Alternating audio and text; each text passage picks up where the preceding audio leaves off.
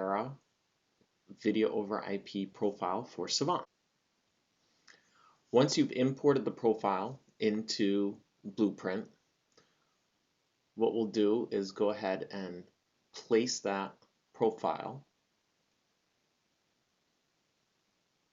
Now, this profile is developed for 64 inputs and 64 outputs. If you have less than that, that's fine, that will work. The unused ports will just sit there being unused. If you have more, then you'll have to reach out to the manufacturer to have a profile modified to support your needs. Go ahead and name the profile.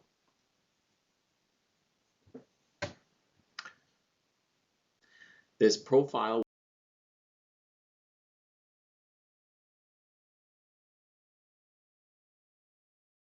is really the transmitter, network switch, and receivers all compiled together in one profile.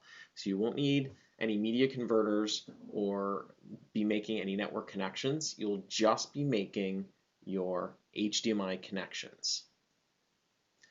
So let's go ahead and connect up our cable boxes to our HDMI inputs.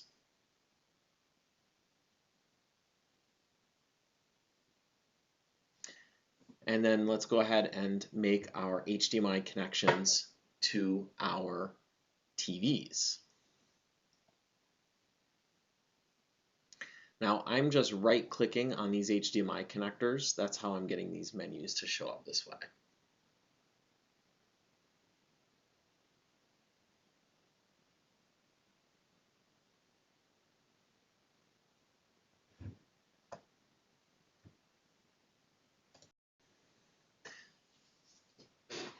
Once we've made all of our input and output connections, we'll go ahead and connect our Ethernet wire to our control port.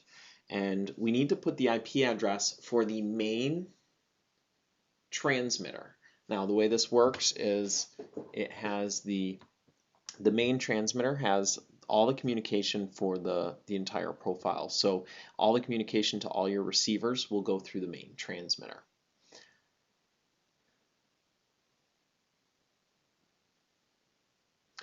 Once we've made the connection, we now need to give the IP addresses for the outputs and tell the SAVANT system which receiver is connected to which.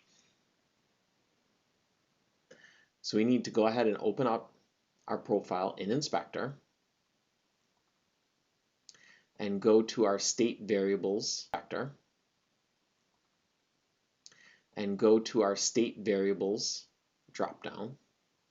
And there we have output 1, and right here we need to put our IP address for that output. So let's go ahead and enter the address in here. Now you will need to make address reservations for these receivers so that they will stay in the same spot and SAVANT always knows where they are. And we're just going to go ahead and put the IP addresses in here for each of our 4 receivers at each TV.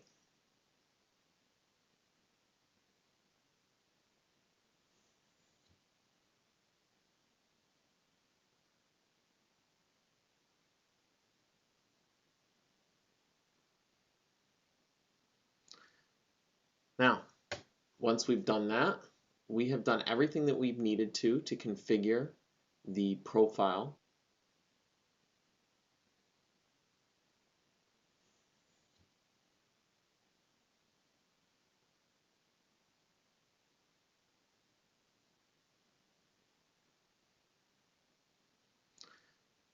Now, once we've done that, we have done everything that we've needed to configure the profile to communicate with our Aavara Video over IP system. All you need to do at this point is generate services, save and upload, and you should be all set. I hope this has been helpful. If you have any questions or problems, please reach out to support. Thank you.